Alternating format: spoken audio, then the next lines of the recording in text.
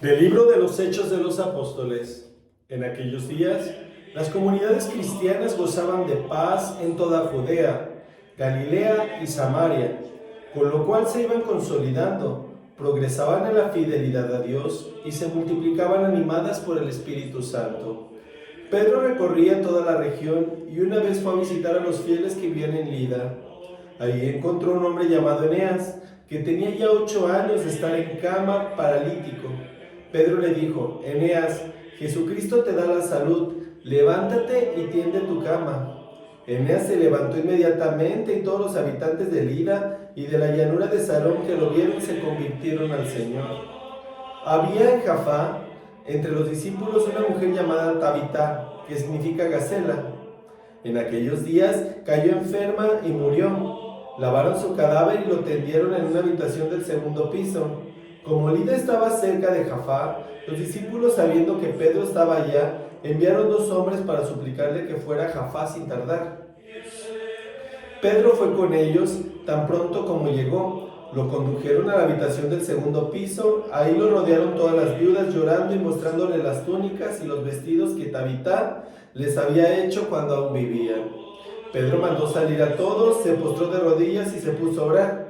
Luego, dirigiéndose a la muerta, dijo: Tabita, levántate. Ella abrió los ojos y al ver a Pedro se incorporó. Él la tomó de la mano y la levantó, llamó a los fieles y a las viudas y se las entregó viva. Esto se supo por toda Jaffa y muchos creyeron en el Señor. Palabra de Dios, te alabamos, Señor. Muy buenos días tengan todos ustedes, hermanos. Pasen el amor de Cristo y fortaleza en el Espíritu de Dios. Para aquellos que creen y que para aquellos que ven, les es mucho más fácil el convertirse al Señor.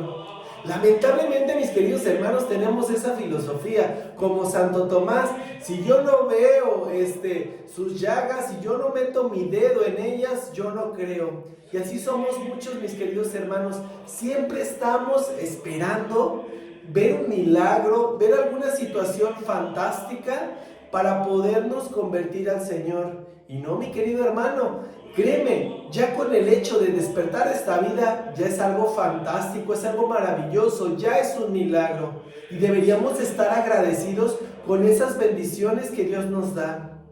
Ojalá que un día nosotros dejemos de ser tan incrédulos, tan escépticos, y que nos transformemos al Señor solamente por gracia, y que los milagros los veamos por fe, que realmente comprendamos que Él ya nos está dando bastante. Por ejemplo, en el caso de Pedro estuvo muy cerca de Jesús y vio muchos milagros y vio muchas situaciones en las cuales Cristo interactuaba. Obviamente, de esa manera fortaleció su confianza en Dios y en el Espíritu Santo, y supo lo que se podía hacer en nombre de Cristo, en nombre de Dios, pero principalmente con la gracia del Espíritu Santo. Si te fijas, él le dijo a Eneas, Jesucristo te envía tu salud. Él en ningún momento: Eneas, te envío tu salud. O sea, él siempre edificó a Cristo, le dio su lugar y sabía perfectamente bien cuál era el lugar el que él ocupaba dentro del ministerio y cuál era el lugar que tenía que darle a Cristo, que era el primero. Por eso los milagros se hacían en el nombre de Cristo y en el nombre de Dios, porque reconocía a Cristo como el Hijo del verdadero Dios.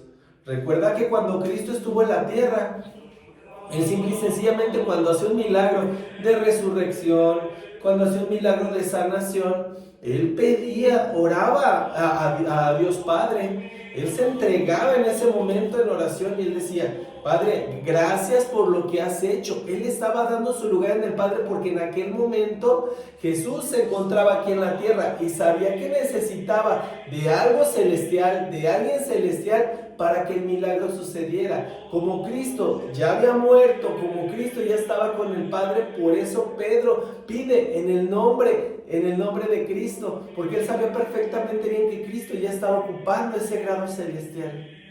Ojalá que un día, mis queridos hermanos, dejemos de ser tan crueles con Dios, dejemos de ser tan escépticos y que verdaderamente confiemos y creamos por la certeza y por la fe que nos mueve y nos impulsa para que las cosas se den.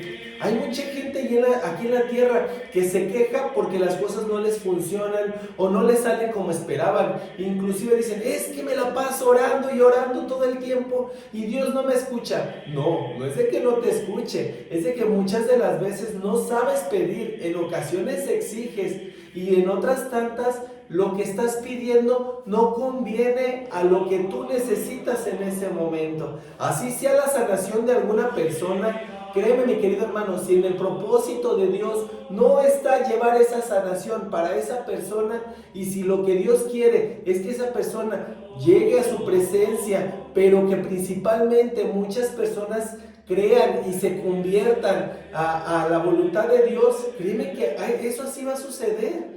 Pero si la persona va a sanar, si la persona también es parte del propósito de Dios, yo te puedo garantizar que eso así sucederá.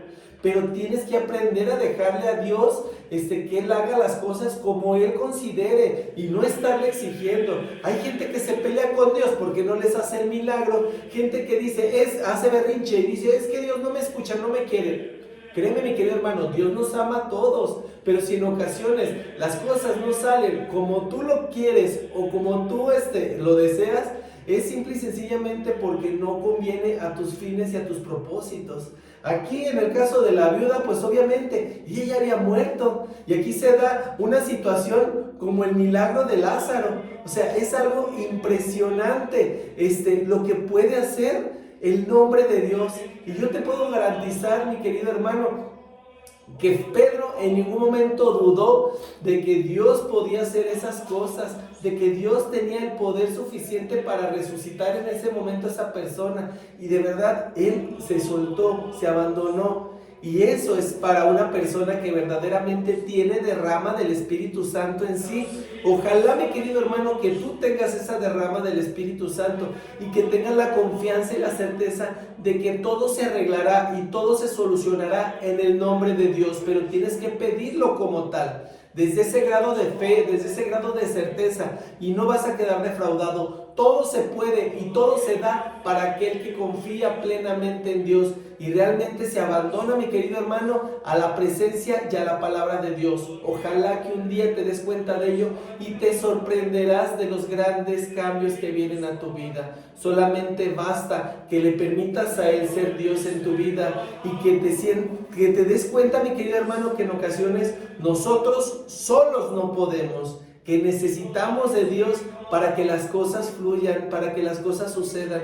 Pero no solamente busques a Dios cuando ocupas un milagro, no solamente busques a Dios cuando ocupas una gracia, busca a Dios en todo momento. Y yo te puedo garantizar, mi querido hermano, que todo se te dará. Pedro estaba totalmente abandonado a Dios y a su palabra. Él, créeme, él estaba predicando porque él sabía que Dios lo enviaba a predicar, que Dios lo mandaba a consolidar las aldeas, que Dios lo mandaba a que la palabra de él fuera tan profunda, tan perfecta, que muchas personas se convirtieran. Los milagros venían ahora sí por consecuencia de esa fe y de esa certeza de que Dios iba a solucionar eso. Y créeme, mi querido hermano, era tan grande su confianza que no quedó defraudado.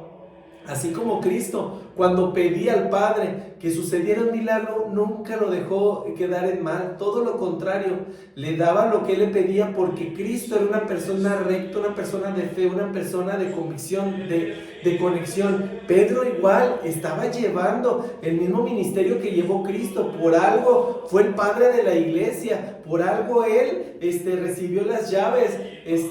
Realmente Él era el heredero perfecto en esta tierra para poder llevar ese ministerio. Ojalá que tú, mi querido hermano, aceptes ese compromiso y te permitas el poder llevar la palabra de Dios donde quiera que andes. Y te puedo garantizar que todo se te dará en el nombre de Dios, pero no lo hagas por conveniencia, hazlo por convicción y por certeza de que quieres servir a Dios con amor y que tienes la certeza de que Él enviará su Espíritu para que todo accione y todo fluya como tiene que ser.